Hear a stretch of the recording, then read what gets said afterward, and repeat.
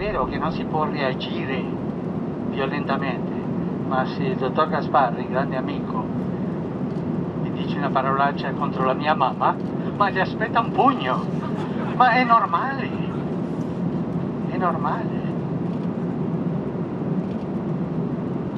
Non si può provocare, non si può insultare la fede degli altri, non si può prendere in giro la fede. I always thought there was a whole turn your other cheek thing in the Catholic religion.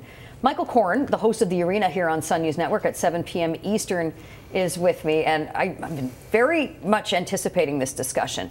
I want your response to Pope Francis's views on the limit of freedom of speech, and not only that, this punching analogy that he decided to put out there for the world to see. What do you think? Every word the Pope ever says is infallible, and we can't question it. So that's the end. No, so let's go through the basics. Look, infallibility, papal infallibility, it only applies when the Pope speaks ex cathedra from the throne on matters of faith and morals. The last Pope didn't do that. The Pope before didn't do that, as far as I remember. So, I mean, this isn't, forget that. But the Pope is supposed to be respected and revered by all Catholics and others too.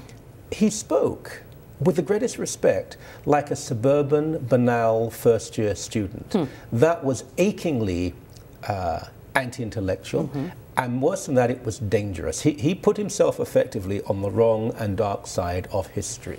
Wonder what is, you know, I had someone here from the Catholic Civil Rights League yesterday, and he said, perhaps there's something about Pope Francis and airplanes. You know, maybe it's the and I said, was that Christian, yeah, it was yeah, Christian, and I threw in, well, maybe it is the altitude he gets.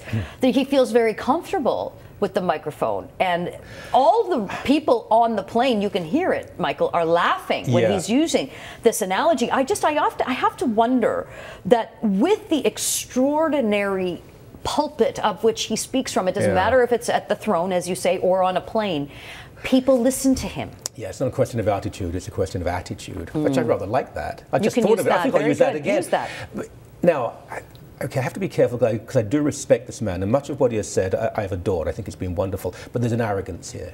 You see, if our friends say something, often we're interrupted. People want to qualify it and question us. They stand there in this bovine manner and just say, isn't that wonderful, Holy Father? Well, it wasn't wonderful what he said.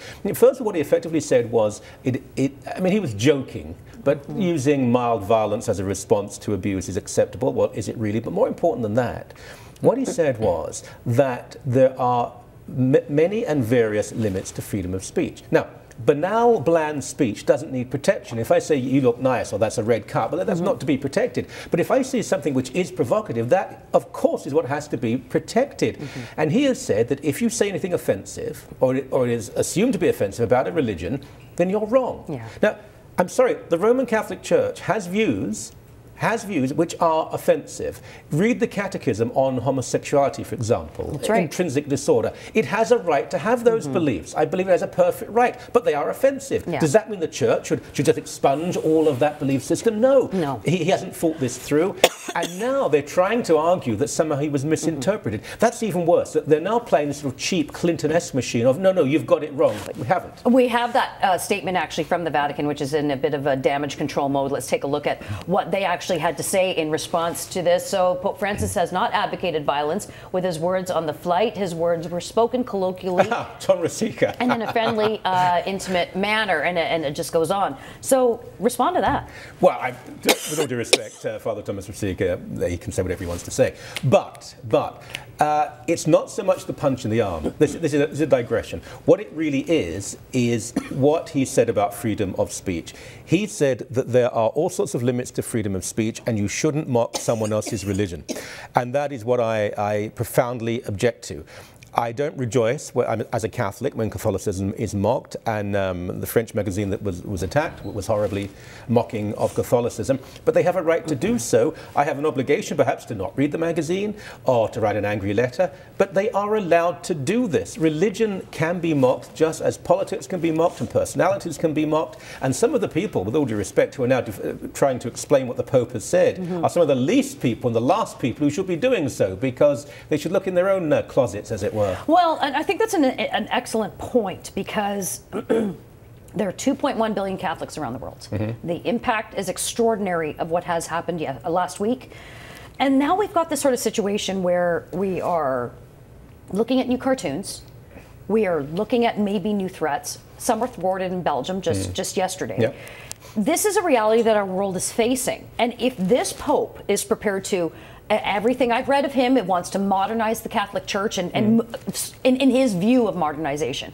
This is a modern problem, and you need to advance with the times and deal with it in that regard. And I'm just not sure if he is appreciative of that or recognizes that or cares.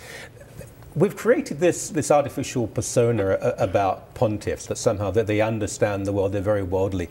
I don't know if that's completely true. Look, the fact that when he was Archbishop in Buenos Aires, he used public transport, apparently that this was a great thing. He understood people. I mean, it's laughable. He doesn't know. It's very difficult for an Archbishop, very difficult for a celibate priest, actually, and almost impossible for a Pope to really empathize with the daily reality that humans face. Now, I don't believe he's thought this through. He's too spontaneous. And that is very dangerous. So he said other things that have rather caught him up, and they haven't always been full of compassion. And particularly of conservatives, he's been quite critical and even condemning. And in this case, look, there's a watershed now. There are people who believe that however offensive anything may be, within the law, it should be allowed. I'm not that well known, but as a semi-public figure, I'm attacked all the time. Oh, absolutely. I'm attacked by, there are conservative Catholics, very pro-papal Catholics, who say the most vicious things about me. Yeah. Okay, I'm a big boy, they're allowed to do that. Yeah.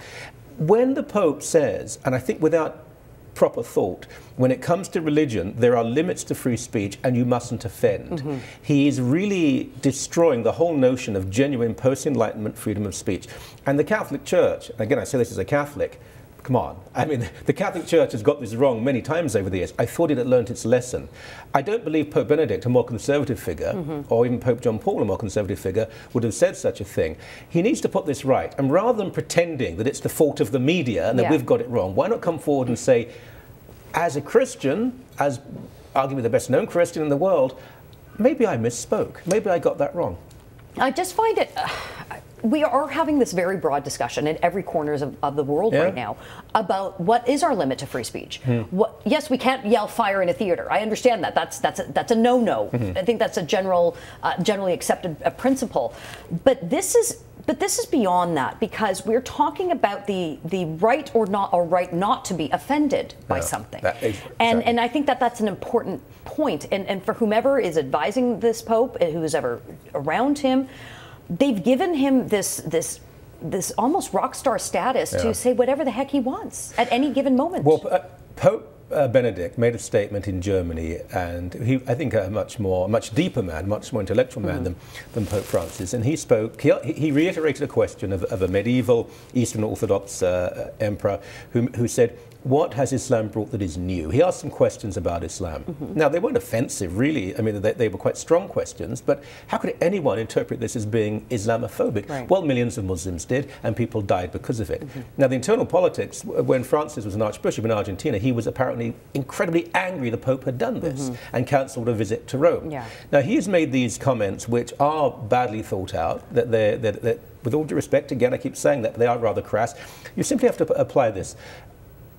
The magazine, Charlie Hebdo, has attacked Catholicism regularly. It's been quite offensive, very offensive, when it's cartoons and the points it's made, and the result has been that no Catholic has ever tried in any way to violently attack anyone connected with the magazine. No, it's always the strongly worded letter. Yeah. That's what it is. With Islam, it's totally different. Pope Francis should have thought about this at greater length and analysed it and said that there is a difference in response. But instead, and I'll say it, instead of speaking up for his co-religionists who are dying on a daily basis at the hands of Islamic fanatics in the Islamic world, he once again seems to have taken the wrong side. I wish he did. I know he has to be careful because he has to defend the people who are there, but there is mass slaughter going on. That's the issue, not the fact that some Muslims are offended, and it's some because in France there are 6 million Muslims and the vast majority don't self-identify as Islamic. One of the police officers who died trying to defend that magazine was a Muslim. Whose side are you on, Holy Father? Do you want to take us back to a time when we can't attack religion? God forbid. Absolutely. Well, Michael Coren, no doubt, will be continuing this discussion tonight on the Arena at 7 p.m. Of course, he's joined us in our Toronto studio, best-selling author. You should check out our website. He's got all sorts of great commentary there, and I appreciate him joining us in studio.